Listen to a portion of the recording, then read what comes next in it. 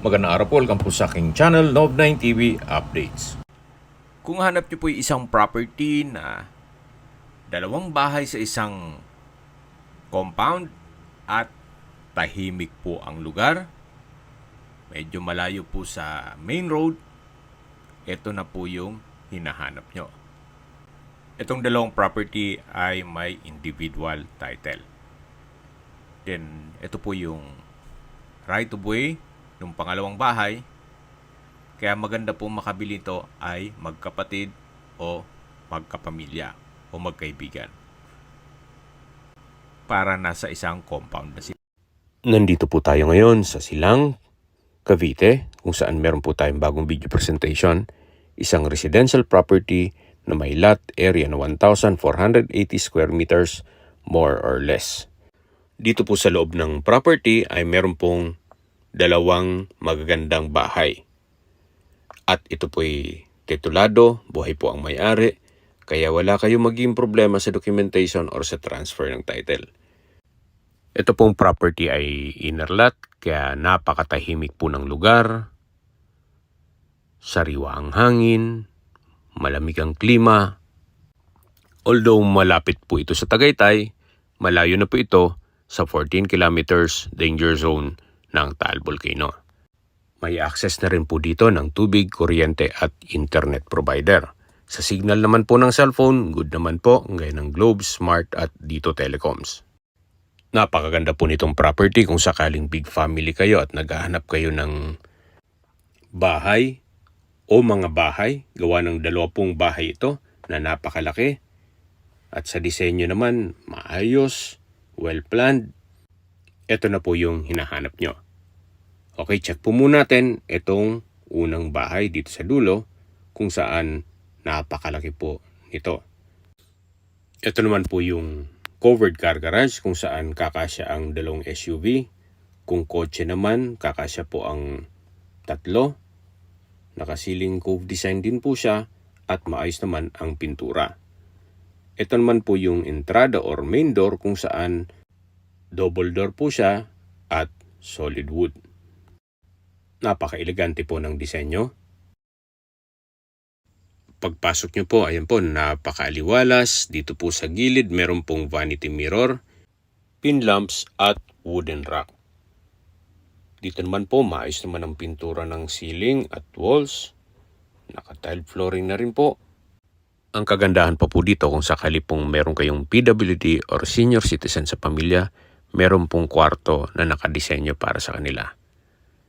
Ito po yung first bedroom kung saan malaki naman po ang espasyo, meron po itong wardrobe. Maayos naman po ang pintura ng ceiling at wall. Meron pong customized window na naka-Korean blinds. Naka-pin lamps na rin po ang ceiling. Maayos naman po ang flooring. At mula po dito matatanaw nyo yung kabilang bahay kung saan mamaya po iikutan natin yan. Ito pong dalawang property ay halos hindi gamit. Gawa ng nasa ibang bansa po ang owner. Then meron pong sariling toilet and bath. Meron po itong vanity mirror, bathroom cabinet, bathroom countertop with sink and faucet. Maayos naman po ang toilet fixtures at naka-tile bathroom wall na rin po. Meron din po itong shower or overhead shower at bathroom window. Labas po tayo para check natin ibang parte ng bahay. Paglabas nyo po dito sa first bedroom, meron pong powder room. Ayan po, napakalaki po ng vanity mirror. Then maayos naman ang bathroom countertop with cabinet. At dito naman po yung toilet bowl. Then naka-tile bathroom wall na rin po siya. At meron din pong bathroom window. Mula po dito, ito po yung hallway papunta sa living room or salas kung saan napaka-aliwalas po. Naka-ceiling cove design, may pin lamps, may chandelier. Meron pong corner window. Then naka-tile flooring. Dito naman po yung dining area kung saan meron pong sliding window glass papunta dito sa balkonahe. Napakaganda po, napakaliwalas.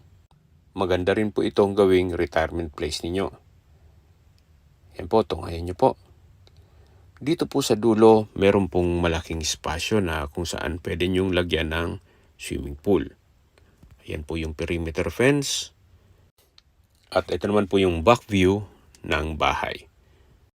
Sa structure naman po, wala po kayong ipapagawa. Gawa ng walang crack itong dingding. Kung meron mga minor, yung mga rain gutter lang po. Balik po ulit tayo dito sa loob. Ito po yung dining area. Nakakasya ang 10-seater dining set. Tungkol naman po dito sa mga gamit, siguro po pwede niyong pag-usapan na ni owner. Ito naman po yung formal kitchen. Meron po itong breakfast nook na naka-quartz countertop at pendant lamp. Ito naman po yung pantry at dito naman po yung wall-mounted cabinets.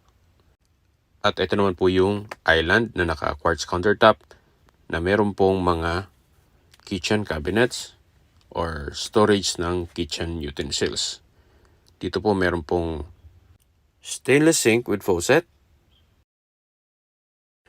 Dito po sa dulo meron pong malaking kitchen cabinet kung saan maayos naman po, wala po kayong papagawa dito. At dito naman po yung dirty kitchen. Ganun din po, naka-quartz kitchen countertop with stainless sink, may wooden cabinets or wall-mounted cabinets, at meron pong pass-through window dito. Mula po dito sa kitchen, ito naman po yung maid's quarter, kung saan maayos naman po, okay naman pintura ng ceiling at wall, meron pong wardrobe, at meron din po itong sariling toilet and bath. Maayos naman ang toilet fixtures, naka-tiled bathroom wall. Then, dalawa po ang room na pwedeng gumamit dito. So, Jack and Jill po ito. Ito po yung another servant's quarter or maid's quarter na may access door papunta dito sa garahe or sa covered car garage, na kung saan kanina pinakita ko na rin po yan. Mula po dito sa kitchen or dirty kitchen, meron pong stairs papunta sa baba. Hanggang dun po yan sa dulo kung saan yung pinakita ko sa inyo na pwedeng paglagyan ng swimming pool. Balik po ulit tayo dito sa dining area. At dun po sa dulo yung living room or salas. Ito naman po yung stairs papunta sa mga bedroom, kung saan naka-wooden handrail at staircase, then metal railing. Meron din po itong staircase window. Mapapansin nyo po, pati dito maayos po ang pintura ng wall. Dito po ay merong understair storage. Kaya na-maximize nila yung space. Then, dito naman po yung hallway papunta sa mga bedroom. Dito po meron pong wooden cabinet. Check po muna natin itong first bedroom. Maayos naman po ang pintura ng ceiling at wall. Even itong flooring, okay naman. Meron po itong wardrobe. Then, meron pong sariling window with Korean blinds. Naka-pin lamps na rin po. Balik po ulit tayo dito sa hallway at check natin itong master's bedroom. Napakalaki po ng espasyo. Meron po itong malaking sliding glass door. Meron pong wall-mounted rack and drawer. Then dito naman po yung walk-in closet. Maayos naman po, wala po kayong ipapagawa dito.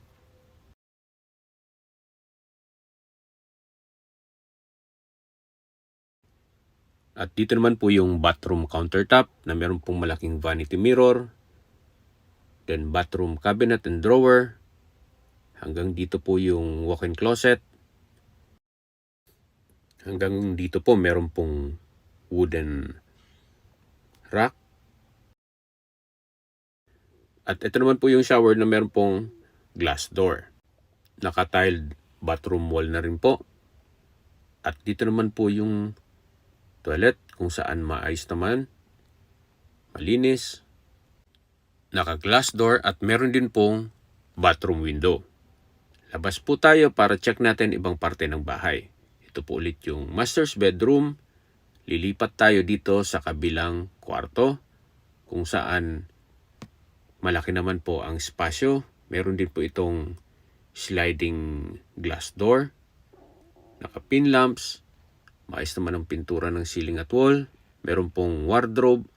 At meron din po itong sariling toilet and bath.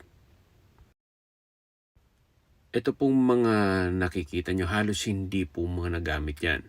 Gawa ng nasa Amerika po si owner. Yan po, napakaayos po, napakalinis. Wala po kayong ipapagawa dito sa mga property to. Ready for occupancy na po. Ang kulang na lang dito is kayo at ang gamit nyo. Mula po dito meron pong access door. Doon sa tinutukoy ko sa inyo na pwede nyong paglagyan ng swimming pool. Meron pong trellis dito sa gilid at yan po yung perimeter fence. So buong property po ay nakabakod na. Meron din po itong security grill.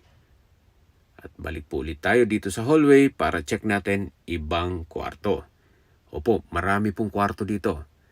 So na-maximize nila yung space. So dito po is another bedroom kung saan malaki naman po ang espasyo. Maayos naman ang pintura ng ceiling at wall. May pin lamps, may wardrobe. Meron pong nakaabang na para sa window type aircon at naka-Korean blinds na rin po. Meron po ditong common toilet and bath kung saan ganun din po. Halos hindi po mga gamit yan. Meron pong shower enclosure at naka-tiled bathroom wall. Mula po dito sa common toilet and bath, may espasyo pa po dito para sa storage. Napakarami pa pong espasyo. Ayan po, yung sa dulo. Then ito po yung stair na tinutukoy ko kanina. Papunta na yan sa taas.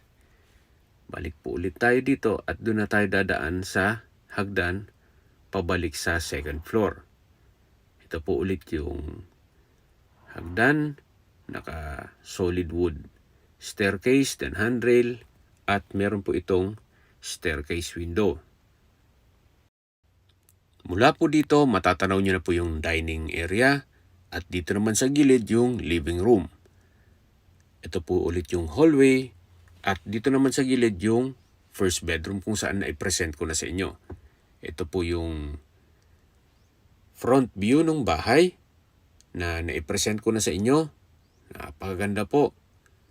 Halos hindi po yan natirhan. Gawa ng nasa ibang bansa po si owner. Bago po tayo lumipat dito sa kabilang bahay, check po natin itong sa gilid ng parte ng property. Then iikot tayo. Pero sa mga nag-skip po ng video, summarize ko lang po. Ang total lot area po nito is 1,480 square meters more or less. Ito po ay inner lot, titulado, buhay po ang may-ari. May access na rin po ito ng tubig, kuryente at internet provider dito sa area. Papakabit nyo lang po. Ito pong property ay hindi nasa loob ng isang subdivision kundi sa isang private residential property. At ito po yung sa gilid ng bahay kung saan sa dulo po nito yung bakanting lote or maliit na bakanting lote.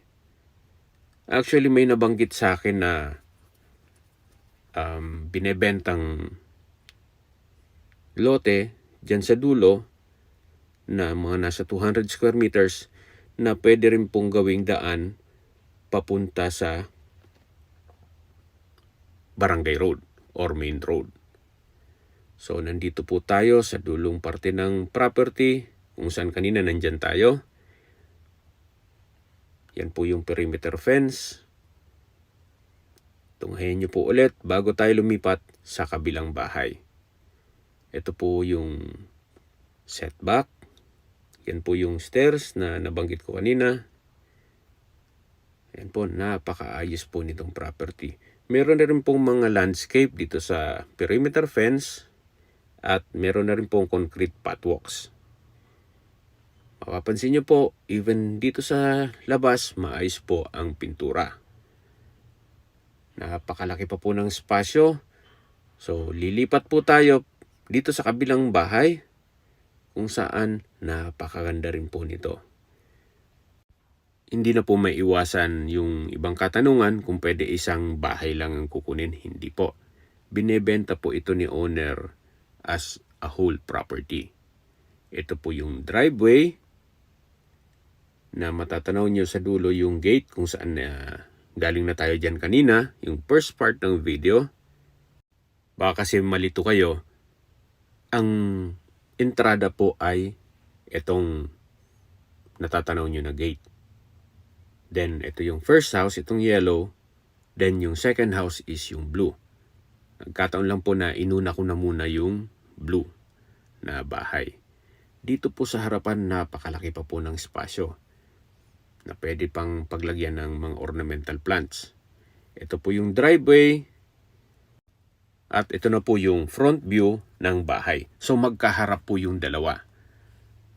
Itong yellow at yung blue. So, kung may mga katanungan kung pwede isang bahay lang ang bibilin, hindi po. Binebenta po ito as a whole property. Sa murang halaga. Mamaya po, pag-usapan natin ang presyo. Nandito na po tayo sa entrada nitong pangalawang bahay kung saan napakaganda po ng main door. Solid wood, na merong combination ng glass at safety grill.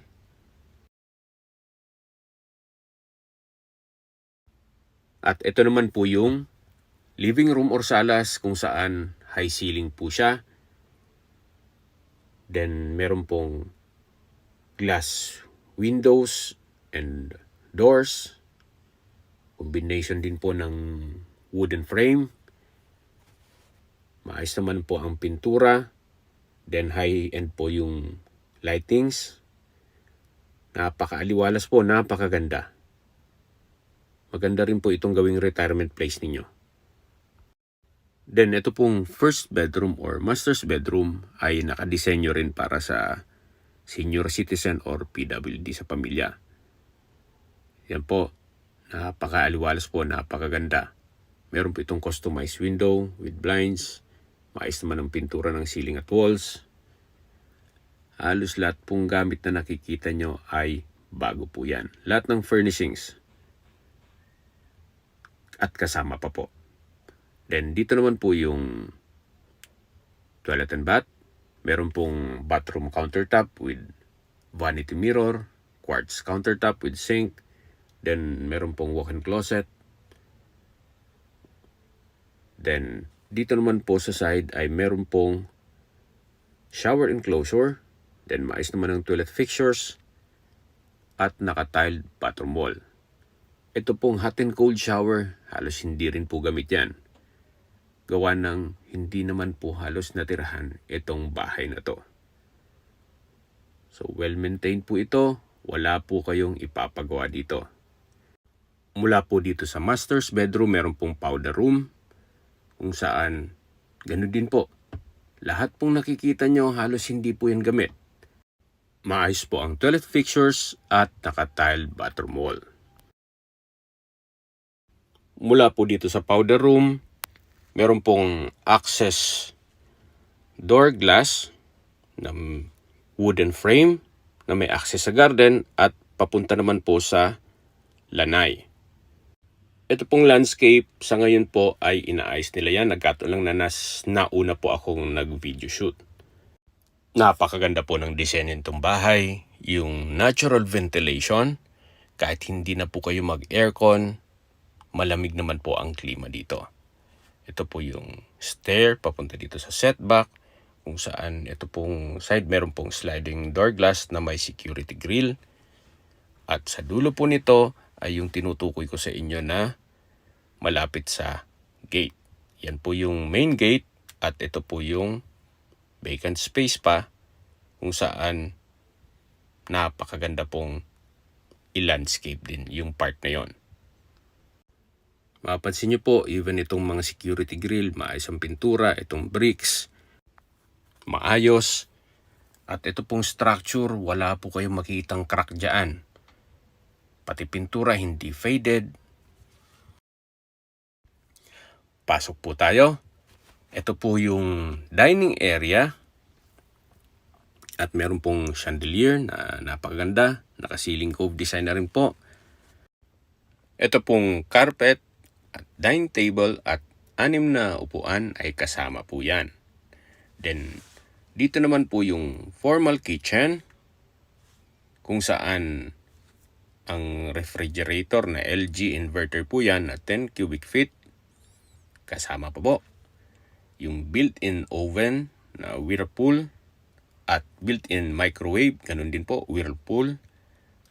Meron din po itong island na naka-quartz countertop at meron pong stainless sink with faucet. Ito po yung tinutukoy ko na range hood na meron pong 3-burner countertop. Naka-granite countertop po lahat yan. Lahat pong nakikita nyo na gamit ay brand new, kung saan kasama po yan lahat. At halos hindi po nagamit.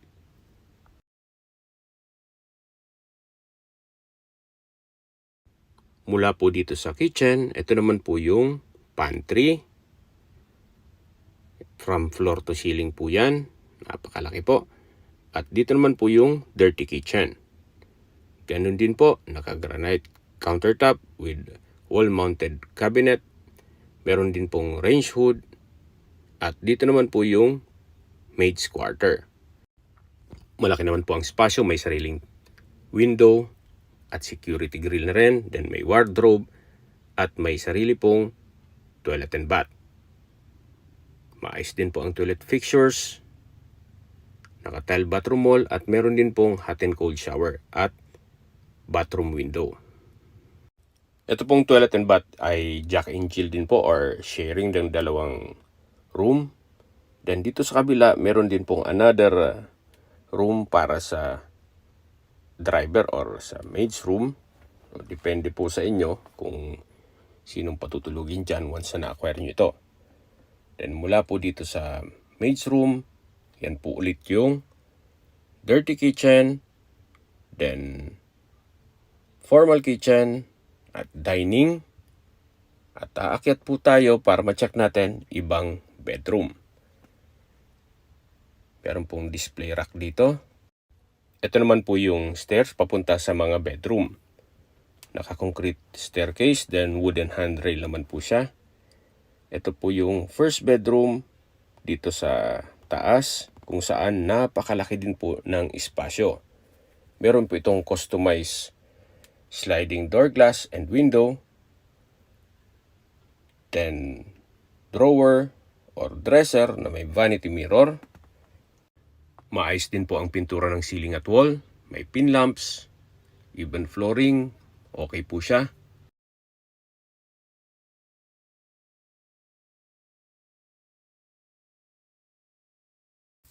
At dito naman po yung walk-in closet. From floor to ceiling po yan. Napakalaki po.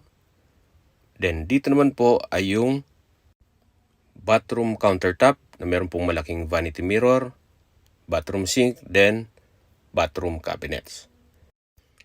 Ito naman po yung toilet na naka-glass door, then stainless handle, naka-tile bathroom wall, meron pong bathroom window, at dito naman sa side yung shower. Ganun din po, naka-glass door na meron pong stainless handle, then naka-hot and cold shower.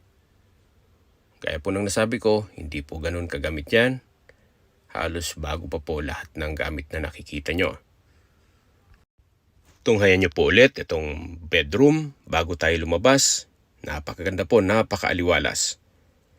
Then solid wood door po itong pintuan niya.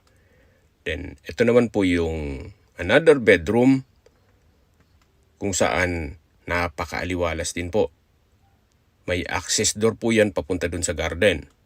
Meron din pong customized window with Korean blinds. Maayos naman ang pintura ng ceiling at wall. At meron din po itong from floor to ceiling wardrobe.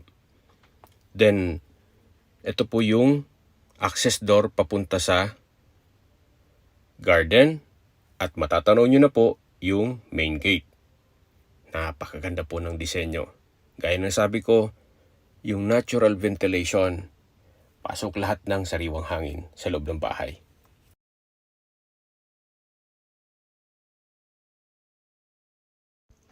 Ito pong toilet and bath ay Jack and Jill or sharing ng dalawang room. Yan po, maayos naman ang toilet fixtures. Meron pong shower enclosure at hot and cold shower. Ganon din po dito sa side, meron pong bathroom countertop with vanity mirror at wall-mounted bathroom cabinet.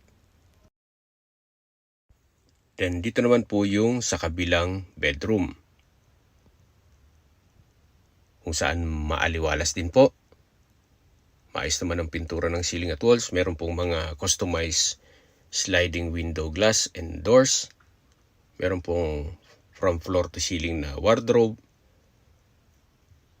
So far, wala po kayong ipapagawa dito. Napakaganda po nitong property. Ganun din po dito sa dulo. Meron pong wardrobe at ito po yung hallway. Recap lang po nung mga specs nitong property. Lahat pong water heater sa mga bathrooms ay brand new. Then, sa living at dining room lights ay binili po yan sa Ascor sa Makati. Lahat pong vertical blinds, ang real estate tax ay bayad po. Then, ito pong property ay insured sa BPI-MS ng 4 million from February 2022 to February 2023. Meron pong independent water system upgraded na February 2022. Then, brand new din po ang pressure tank. Ito pong property na to ay constructed and completed noong 2016.